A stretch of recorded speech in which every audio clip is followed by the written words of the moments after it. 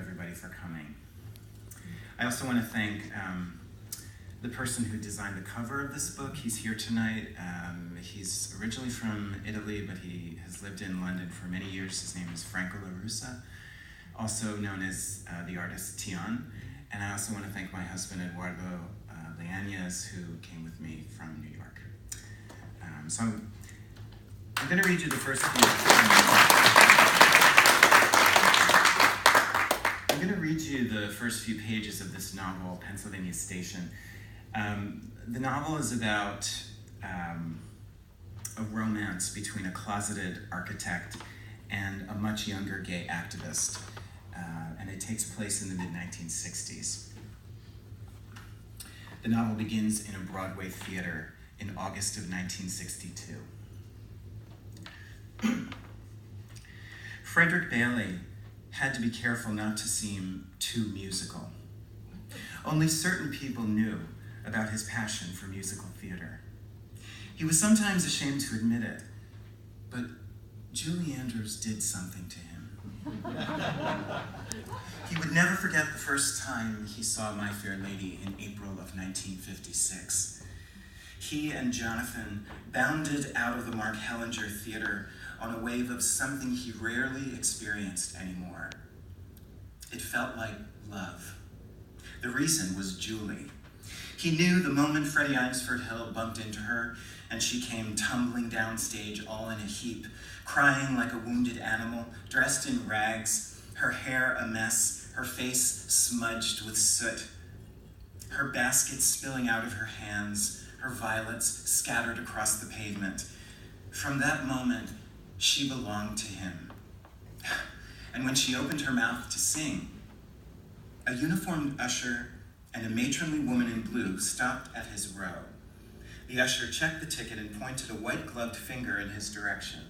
Frederick, along with the Oriental couple on the end and several others in between, stood up. He hoped the woman wasn't coming to claim the seat next to him. He braced himself for disappointment. Closer she came, pressed in front of him, then soldiered on a few seats further to his right. What a relief. He sat down again. With any luck, he checked his Timex, 5 minutes till curtain. The seat would remain unclaimed. He looked around. His eye followed the graceful curve of the proscenium arch up and over, then the billowy waves of the loge seating along the side, the wide sweep of the balcony overhead, coming back to the proscenium. Curves, bows, arches, arabesques. His country house, he decided, if it ever got built, should have some curved element that referenced nature or history. Perhaps a tall window with a Gothic arch overlooking a ravine somewhere deep in the woods. The auditorium was steadily filling up. Most people had come with companions of one sort or another.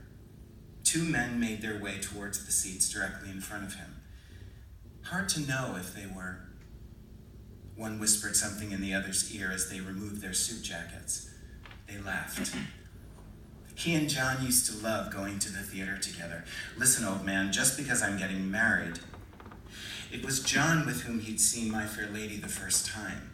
He stood with the telephone receiver to his ear, his entire family straining to listen from the parlor, the Christmas tree lights flashing, the snow falling outside the dining room window. But nowadays, he really didn't mind attending the theater alone, inherently social though it was. That is, until the lights went down. For then, he thought, you're free.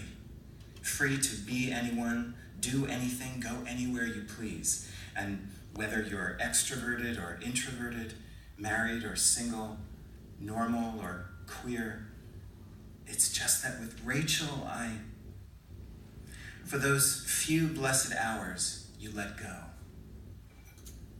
He hadn't, in fact, expected to be seated here on a Wednesday evening, about to see My Fair Lady a second time. But he had a dream last night. John had come back to him. They were making love, and it was so real, so vivid, he awoke with a breathless sense of loss. He couldn't fall back asleep, so he got out of bed and went ahead with his morning routine. He discovered the Times had already been delivered.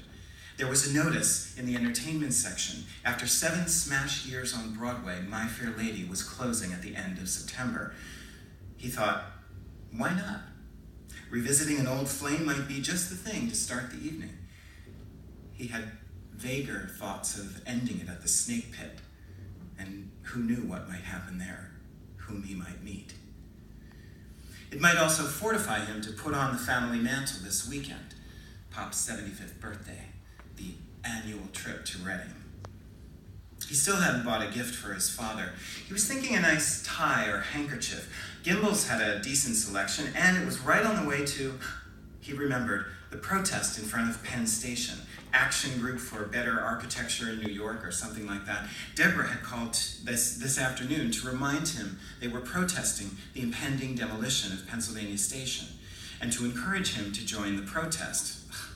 What a nuisance. Young people and Negroes demonstrated in public. Not serious, well-dressed, middle-aged professionals like himself. The truth was, he wasn't a joiner.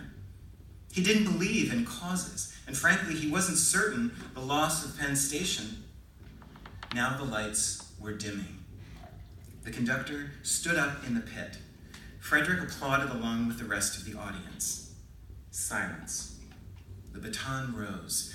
Zing, zing, zing, zing, the first 4 sizzling notes of the overture, and the orchestra was off with You Did It, followed by On the Street Where You Live, and most gloriously, I Could Have Danced All Night, wave upon wave of pleasure. But as soon as poor Margot Moser made her entrance as Eliza, everything fell apart. She was unobjectionable, pretty to look at, though perhaps a little too square in the face.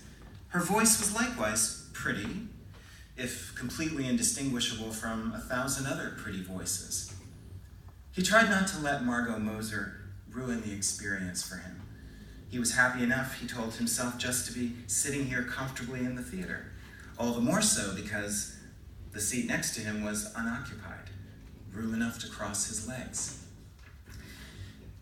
So at the intermission, Frederick goes outside for a cigarette, and a woman gets mugged in front of the theater. Frederick rushes over to help her, gets her back up on her feet, dusts her off, and then escorts her 1 block away to the nearest subway station. He then comes back to the sidewalk in front of the theater. His act of gallantry had left him feeling self-conscious. He lit another cigarette and began leafing through his playbill. It was then he noticed the young man leaning by the entrance to the sit-and snack adjacent to the theater, staring at him. He was small and dark, compact. His gaze seemed mildly threatening. Frederick turned away, facing up Broadway, to see waves of traffic and pedestrians coming towards him.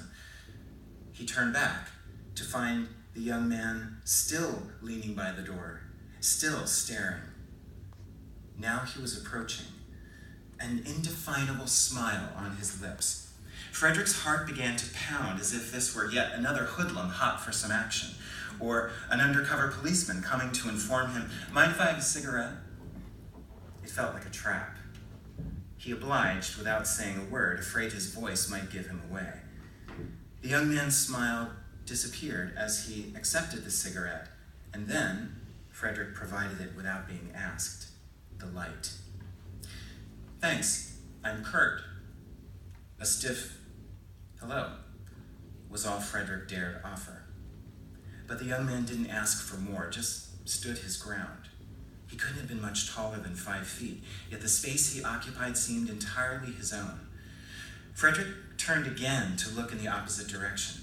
He felt uncomfortable standing next to this attractive young man, both of them smoking in silence. "How do you like the show?"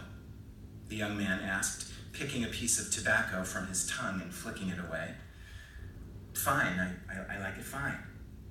Frederick meant to leave it at that, but then added, "I've seen it before." You must really like it then. The sidewalk was emptying. It was time to get back to his seat.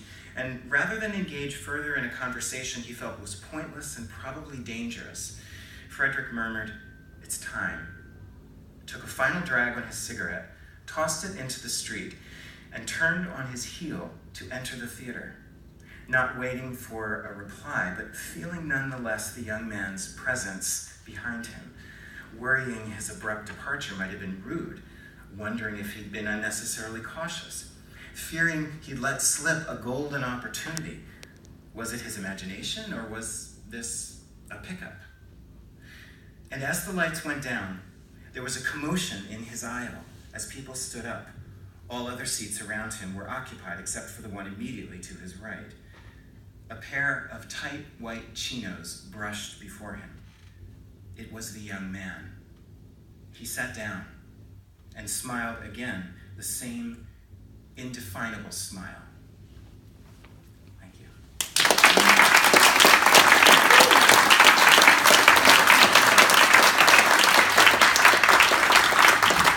That's Horrigan, everyone.